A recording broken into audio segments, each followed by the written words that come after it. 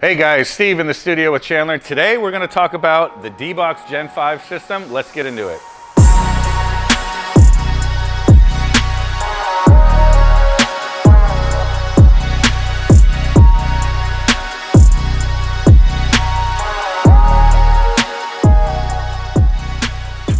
So like I mentioned, we're going to talk about D-Box's new Gen 5 motion system, and for anyone that's familiar with the D-Box systems already, you're going to see that this looks way different. So the system is much smaller, way more compact, still gives you the amount of travel, and the setup I think is much easier than like the Gen 3. So the Gen 3 would have one giant braided, not even a braided, one giant tube cable, kind of felt like a fuel line or something.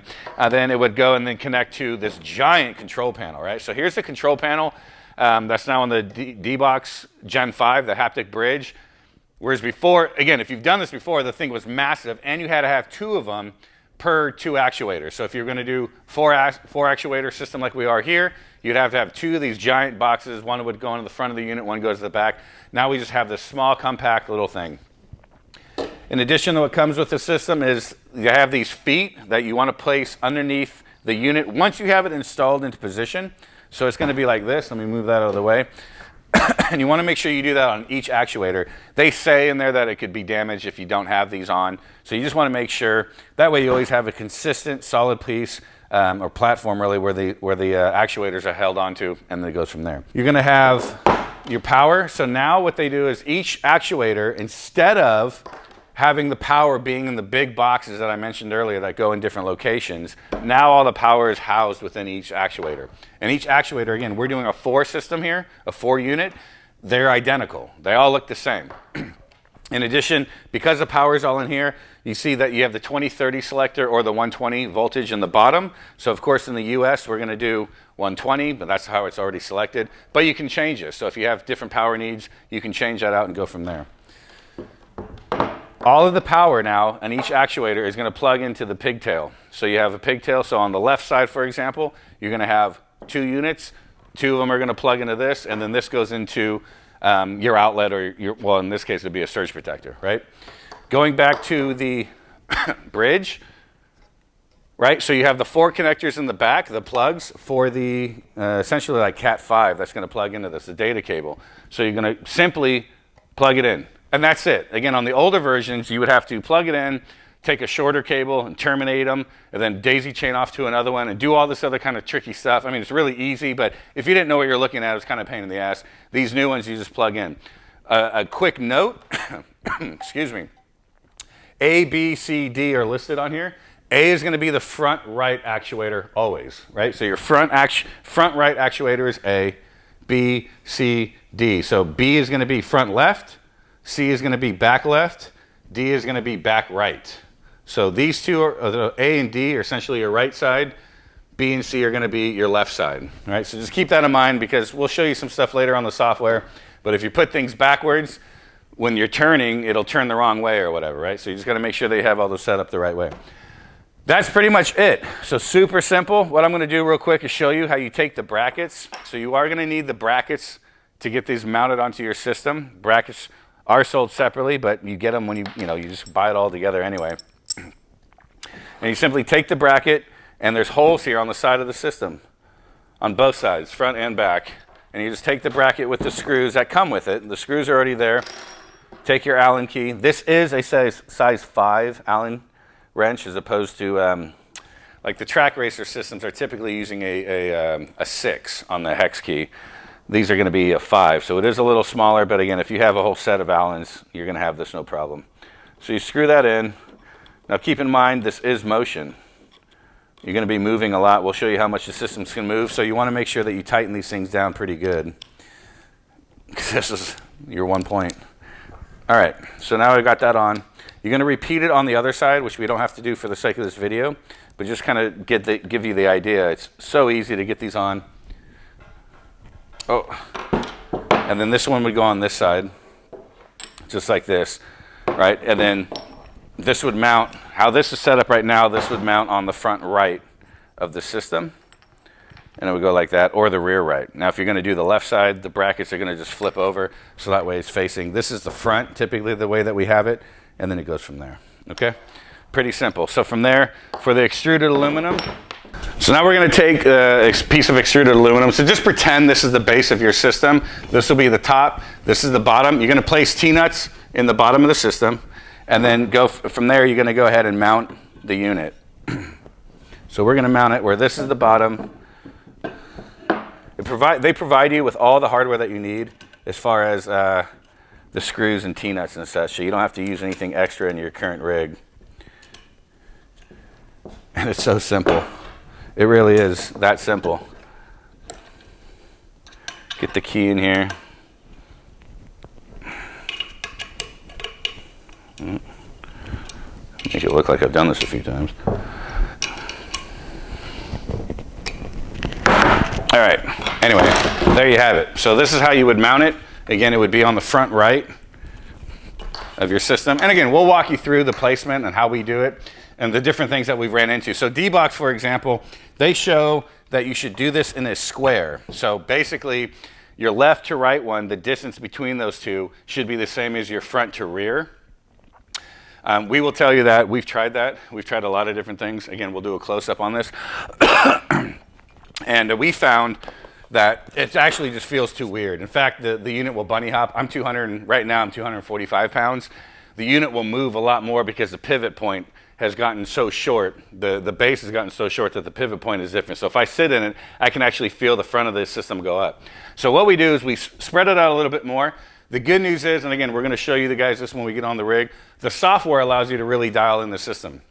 So you can make the front to back more aggressive. So even though they're not quite as close as they say, you're going to put it a little further back, but you can still kind of get the travel, the aggressiveness that you're looking for. We love it. We've had literally hundreds of people at different events with Ferrari, at PRI, at SEMA, at what other private events that we've done. We've had tons of people on multiple units, and everyone thinks it's just crazy. So let's get on, show you the software, show you how it moves, and go from there.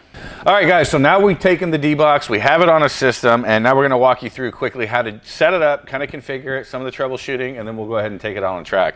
There's a lot to know when it comes to this. So as easy as the installation is, the software is a little harder. It shouldn't have to be, but there's times where things come up. So what you're going to do is we're going to open up our little Windows menu, go to All Apps. You can create shortcuts to all this, but quickly I'm just showing you guys where it's all at. So you're going to install, first you're going to install a control panel, and then you're going to install Motion Core. First you're going to install Motion Core and then System Configurator. So you're going to go to D-Box or Podium1racing.com.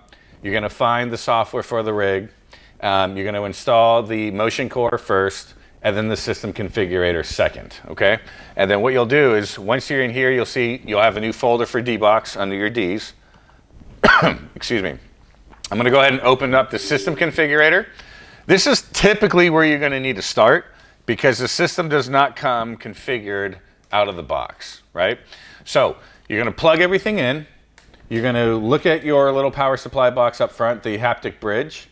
You're going to make sure that the lights are on it. Typically, if you have everything plugged in right and it's powered on with the USB plugged into the PC, you're going to see two oranges, right? Two orange lights. At least that means that it's communicating, but it may not be working yet. So you're going to get in here, and this may be blank or looking like not like this, right? You might only just see the bridge and some things. What you're going to want to do is first is refresh the firmware status. At some point, you're going to have to update the firmware as well, but at least refresh the status. And then when you get into the configuration setup here, you're going to change this. It might already say 4, but it may not. But you're going to say 4 actuators, and then you're going to click the roll, pitch, and heave, right? And because you're going to see a list down here of items. So again, if I take off roll, pitch, and heave, let's just take that off, right? Now you see that there's 2 different ones, right? 4 different configurations, different things. But we want roll, pitch, and heave for what we have with the 4 actuators. So now it only limits us to this one that's here. We're going to click that, and you're going to see, if you recall in the previous section of the video, I said port A is your front right, which is D. Port B is G, which is your front left. Port C, J, your rear left. Port D, M, your rear right. So you want to make sure that you see that. You're going to have all this there, and then you're going to hit Apply Configuration.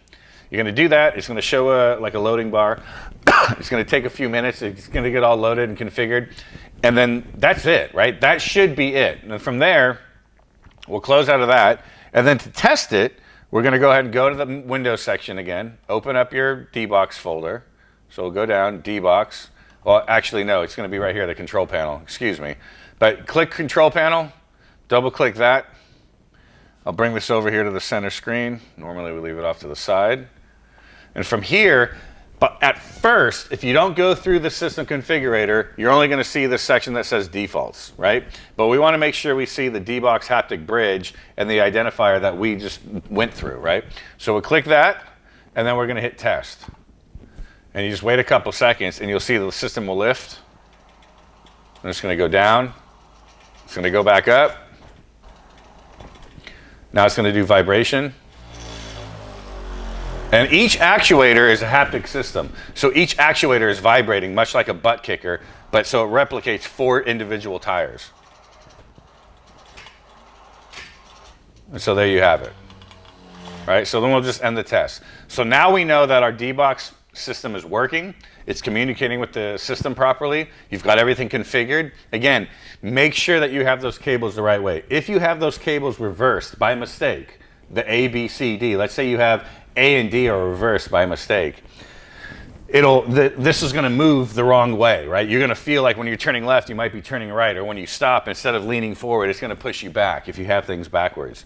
So if you have to swap those, you're going to have to go back in, refresh things in the system configurator. Make sure that you refresh everything as far as the firmware, get all that so it sees everything, because you're going to see a warning, a little yellow warning that says something's out of whack, right? The actuators aren't where they were initially. So you start that process over again, select 4 actuators, get the pitch, the heave, and everything all done, and then reload it, and then everything will be fixed. Sadly, you just can't simply swap the cables and it all work. You have to go through that process again. But fortunately, it's relatively easy. Now, there's a few more things I'm going to show you, but I do want to say, in the event you come up to your D-Box, it's been sitting in your house for a while, and it's not working, sometimes the best thing to do is just unplug it. Just pull the power cord out of the D-Box, wait a minute, plug it back in, and then that usually resolves everything. You may have to go back into that system configurator and do things or update the firmware, just depending on different things. But once you get it going, it's pretty much ready to go, right? So the next thing that we're going to look at is in the game center. So you're going to have to go into the D-Box Game Center. Let me do this on the Windows here. So D-Box Game Center. Now you have to sign in. It's online, but we're already signed in. And so what it's going to do is it's going to recognize the different sims that you have installed on the computer already, on the PC. So you're going to see that there's Automobilista 2, ACC, iRacing, for example, that we have on this PC for this customer. We have not installed iRacing yet for D-Box, because D-Box does need instructions to match the telemetry. So what we're going to do is you're going to click on that and highlight iRacing.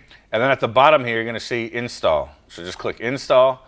It downloads it real quick. It's really simple, and then it gets the codecs all lined up for iRacing with the D-Box platform. Hit yes, next, I agree, install, done, right? So that's simple. And I'll close this little thing that pops up on the side. We'll update that. Just do a little quick update for Game Center. Now it reopens. And now we can see that iRacing is now ready, whereas ACC, because we haven't put that codec in here yet, is still not ready, right? But for this, you get the idea. So you can go in here, do Automobilista, Beam MG, Dirt, F1 series. There's even, what do you call it? What's the game that everyone's playing? What is it that you're Fortnite. Fortnite's on here. I think Call of Duty's probably on here. So you can do all these different things. And then, of course, there's movies. So if you wanted to, you can use this for just for movies, where you're sitting in here watching something on your displays, and then the actuators or the haptics will vibrate and stuff around the movie. So that's pretty cool. So anyway, the other thing to show you is, let's just highlight Automobilista here, for example, and then we're going to dial in the settings. So out of the box, the system comes pretty good. But everybody's weight is going to be a little different. Again, I'm 245, whereas Iggy, for example, who works with us, is 140. What's going to move him around may not move me the way that I want it. Or you just want to experience something that's a little more aggressive. So once you have the game selected and highlighted, hit Settings. And I'll bring this over here again to the center screen. We're going to hit Motion Profile Editor. Right now, you can leave all this alone. on this main screen. And again, if you wanted to turn down the percentages quickly, you can change it down. You can say main level is 50%. It'll slow things down or whatever as far as the motion. Now, when you come into this, by default, everything for the most part is going to read 40s. Everything for the most part reads 40s. So I've made the front and rear intensity, so front to back, I put it up to 52. How these work is in increments of 6. So if you even see it here, an increase of 6 will double the current front rear pitch motion intensity. A decrease will have it, right? So I went and doubled it twice. So I brought it from 40 to 46 and then 46 to 52. So we really can get that motion. The good news is 40 is 40% of 100, right? So you have so much overhead to where you can do more, or you can lower it to do less for little kids or however you want it. But you can go in here and kind of fine tune each of these items here and kind of configure it to how you like it. Rumble strips, I want to feel the rumble strips a lot, so we put those up. Each sim game is going to have a little different. For example, like with ACC, it adds in there shifting. So when you shift, how hard do you want to feel the shifts? The braking, all those different types of things, but you get the general idea. Then you're going to hit Save All, and now you're done. So that is setting up D-Box. Again, it's fairly simple. There's just these little nuances that from time to time you're going to run into. We've learned a lot as we go through this. But again, this is a system that we brought, again, to SEMA. We had it at PRI. We had it at Ferrari events. We had it at Southern Gentlemen event. All these different events that we've taken it to and different tracks and race tracks and all this different stuff. This has been the same rig. And here it is. You saw it. I pulled it up, and everything's kind of going, right? We just installed some of the stuff because it's a different PC. But anyway, so let's go ahead and launch Automobilista 2. Normally, I don't run this sim, but Chandler wanted to run it. And what's cool is you're going to see it's going to start, and then the D-Box is going to come to life. There it goes. Like, okay, great. Automobilista turned on. It's now getting information. All right, so we've loaded up Automobilista 2. We're going to be running the 720S GT3 at Bothurst and just do a quick little drive.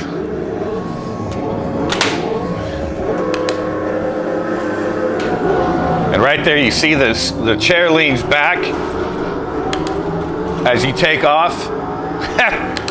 I mean, the motion's crazy. And you really can feel it. It gives you a whole nother level of immersion. I think one of the cool things is people ask, like, do you get faster? I think in the beginning, at least from some people, it's kind of a distraction, right? It takes away. But once you learn it, at least what I've learned, what's really cool is that it's added this extra sense of the immersion when it comes to braking, for example. We have all these cues that we use when we're running tracks that we've been getting through the wheel and through the pedals. But now we have more as far as the motion. So it's like you brake, you feel it throw you forward, and in your mind, you just kind of start to develop these patterns of like one split second. Okay, great, now I come off the brake because I felt it go on the brake and I can come off, right? The other really cool thing is all the vibrations that goes on. You feel all the vibrating of the road right there. I mean, we'll get some close-ups or something on that, of the rumble strips. And it's just, again, this whole other level where you can feel every tire and its contact to the ground. So the slippage, right? I mean, get on the dirt there, you can feel the slippage. When someone hits you, which we didn't get hit here, thankfully, it really is jarring. Now, again, the jarring does not have to be associated with everything else, meaning that you can turn down, like there's an actual setting in the game center that is just for impacts. So you can make impacts lighter or heavier, and that still is separate from gear shifts or from anything else. This part on this track, I mean, look at this. It's so incredible. You feel the elevation change. You feel where the car gets lighter. You feel all the different bumps. I mean, it's such a different level added to sim racing. You know, at home, Chandler and I, we still don't have motions. We have plenty here at the office that we're always driving. But when we go home now, it's like, damn, that's that one little thing that we miss that just makes it so much more exciting and engaging. In fact, for me, I think as much as I like the motion, the haptic aspect of it is just like next level and really such a necessity. So anyway, that's that. Quick little lap around Bothurst. Didn't do too well, but again, mainly talking, focusing on that. Showing the D-Box platform.